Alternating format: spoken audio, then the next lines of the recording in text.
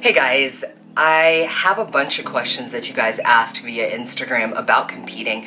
If you're ready to chat about becoming a bikini competitor, keep watching.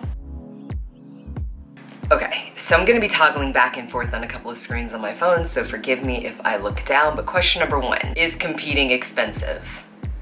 Hell yes. And if anybody tells you otherwise, don't believe them. I made a quick list of things that you should expect to pay for. So first, your competition swimsuit.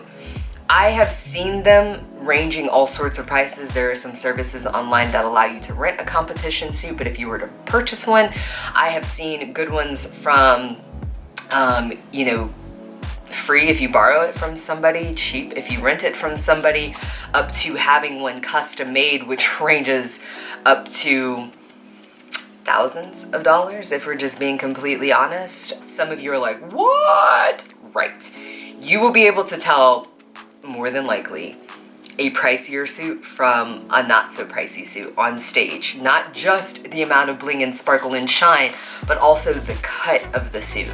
Because every suit is not for everybody. So the size of the cups, how they're built, how they're made, if they're padded, if they're shaped, from the cut of the bikini bottom to the type of connectors, to the color, to the type of gemstones that they use. Like, there's a lot of variables that go into a suit, which could make your price be anything. Shoes, competition shoes, just wear them. They're horrible. Those clear shoes, they're god-awful. And I will be so excited when we are allowed to wear like a nude shoe instead of a clear shoe. There's a difference. However, currently, that's the rules. Just do it. Don't try to be different. Don't try to be a trailblazer or a trendsetter. It's not about your shoes. And if you win a competition based solely on your shoes, jewelry, so you see all of the competitors with the chandelier earrings and like the costume, like, it's a thing. Just do it. Food is my #1 expense. Eating healthy is not cheap. You guys know that. Vitamins are a thing now. Does everybody have to supplement? No. But if you're on a competitor's diet doing competitor workouts, more than likely you're going to be deficient in something, which is why you supplement. So things like multivitamins, fish oil, B12, things that allow your body to work and function efficiently, but things that you probably are not going to get in the diet that you're eating getting ready for a competition. Workout clothes, gym memberships, if you have a coach, your membership card, like the NPC requires you to actually have a membership card that you have to pay for in order to be able to enter any of those competitions. Competition fees, tickets, if you got family and friends that are going to be coming to watch you, if you're planning on helping them out with tickets, because those bad boys can be expensive. I've been to shows that were like $30, which is still a little expensive to me, especially if you're only going for one person in one category and you don't plan on staying. But they go on up into like the $100 and plus range if you're talking about like Olympia, but even some of the amateur competitions are like $50, $60, $70 for a finals night ticket, and you still have to buy a ticket for prelims as well. So factor that into your budget because it's a thing.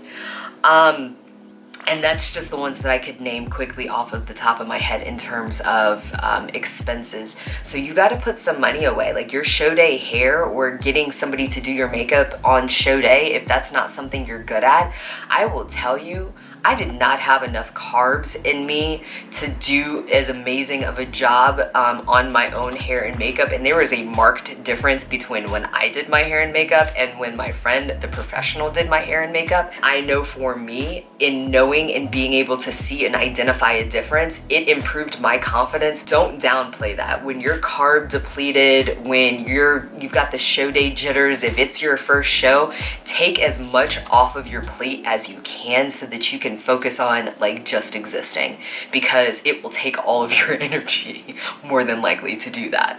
I would never, knowing what I know now, do a competition, me personally, without a coach, because the level of accountability that I need someone who is checking on me. I need somebody who is asking questions. I need somebody who is keeping me held accountable through the entire process, the entire time.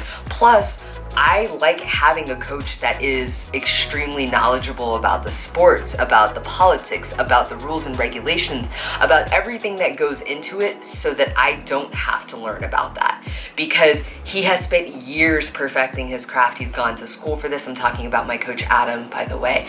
I pay him to know stuff, and I pay him to do it so that I don't have to. That essentially is my thoughts on a coach. Pay somebody that you like, that you can deal with, who can deal with your brand of crazy and likes it and wants to see you at your best and wants to see you hit your goals. Your job is to follow their directions and to not second guess everything like people like myself do. Understanding that when they say trust the process, it's the nice way of saying, could you just leave me alone and just do the things that are on your plan? Just follow the directions. That's it. Just like I told you what to eat and how much it should weigh or how much of it to eat. And I told you when to eat it, and I told you which workouts to do on which days. Do those. And the funny part about it, I can jokingly tell you all that, but that has been the hardest part of my process, is literally to not ask questions and just do what I'm told, because I'm me. How should one start if they're 6 months out from a show? Get with a coach as soon as you can get with a coach, if you're getting a coach. Because their job is to watch your body develop and shape over time. That's where the science of bodybuilding comes in, is not just getting your body to do something, but getting it to do exactly what you want it to do, when you want it to do it, the way that you wanted it to be done, and it turns out perfectly, plus the stars align that day and the judges like what you're bringing. Pretty much bodybuilding in a nutshell. Bodybuilding is judged on who else shows up that day and what they're bringing. It's a competitive sport that is judged by comparison. So you standing on the stage by yourself is amazing, I'm sure of it, and it will be amazing, I'm sure of it. But if you're looking to win, they're putting you up against other girls who are bringing their version of amazing, and it's up for the judges to decide what it is that they're looking for and who is the best on that day. A good coach gives you a diet, you ideally stick to it so that you give them, this is what my body looks like after eating a diet of only this for this amount of time. You have not changed anything, there's no extra variables, everything is the same. So then they can start introducing and taking out and changing the amounts of things and watching your body and seeing what happens. Once they can study that and they can say, okay, well, if I add more protein, your body does this. If I take away carbs, your body does this. If I increase fat, your body does this. Then basically they're just turning knobs. They're just saying increase this, bring this down, do a little more of this, do a little less of that. And on show day, we should have this magical thing that we've been building all along. I started in August of 2017 trying to lose weight. I came down from 175 pounds on down. My show weight was 122, and that was my first show. I'm currently sitting at around 135 pounds. My show weight this time will obviously be lower, but lower because I'm getting tighter. So my muscles are getting fuller, they're getting denser, my body fat is going down. Hopefully everything comes together the way that we are trying to build it. So I guess we could say that if I was starting from today and this was day one, I would be about 8 weeks out from my next show. And this kind of brings me to the next question, which is about reverse dieting and if you should do it. Yes, you should reverse diet, because what that is, going into a show, you are depleting, meaning your calories are dropping because your body, we're trying to get your body fat down and get you nice and tight. Well, once you're done with the show, you can't just all of a sudden go back into putting the amount of calories that you were eating 6 months ago. Your body doesn't know what to do with all of the excess and the fuel, and you end up bloating or putting all of that weight back on really rapidly, which is really horrible for your metabolism and your body in general. So the day after a show, you should be eating around the same calories that you were eating the day before the show, because now you're stair-stepping back up just like you were stair-stepping back down. You have to make the decision that is best for you long-term, but you've got to understand when you start playing with your hormones and the way that your body naturally does anything, you run the risk of messing something up. How much, like dollars, how much is the average investment? I would say, okay, let me go back to that list. We talked about competition swimsuits being around, let's say $300. I don't know if that's right. That sounds decent to me. Shoes, probably around 100 bucks. Jewelry, 30, 40, 50 bucks if you go to the hair store around the corner. Less than that.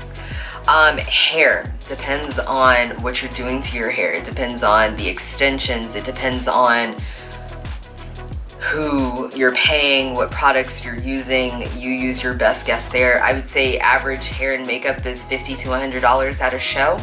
Nails, whatever that costs you. Tan, okay, the competition tan. A lot of you asked, is it necessary, especially like for Black people? Yes. The competition tan allows you to get nice and dark and evenly toned because your muscle definition shows better on darker skin because you're on a stage with lights. The more light you put on something, obviously the less defined, the less lines you see. That's not a great thing for bodybuilding. So that's where the tan comes in, even for darker competitors. And I would like to think that it gives me a little bit of an advantage because I'm already starting 3 shades darker, but these tans get mad dark. So if you're willing to put on a whole bunch of layers, you can be whatever color it is that you'd like. As a quick tip, make sure that your face matches your body, because I know that you really love whatever color it is that you were born with, and it is amazing. But when this color and this color are not the same, you look crazy on stage and it looks like your head is floating on a body. And this is not just for our lighter skin friends out there, my darker skin friends, you as well. You're gonna need a darker foundation. Don't be that girl. I'm trying to help you. Hotel, whatever a hotel room costs. Everything else, like coaching, I would say per month could range anywhere from probably $200 to $300 on up. Some coaches will require you to pay all of your money for your package up front, so that could be $2,000 plus dollars. It could be $1,200 plus dollars. It just, go check out your coach, but make sure you do your research there. I said it before, but I can't stress it enough because you're putting your life in that person's hands. Real life. I would say all in,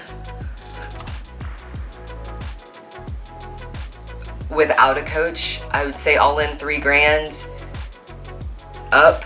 With a coach, over, let's just say a 12-week prep. That's kind of typical for people. Add in another $1,500, $2,000, $2,500. So maybe $5,000.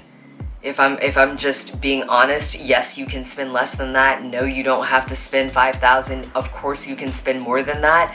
But if I had to ballpark it, I would say all in, yeah, about $5,000. I split my workouts between, if I'm gonna do a cardio, I may go to Orange Theory. I like Orange Theory. You guys have heard me say that so many times.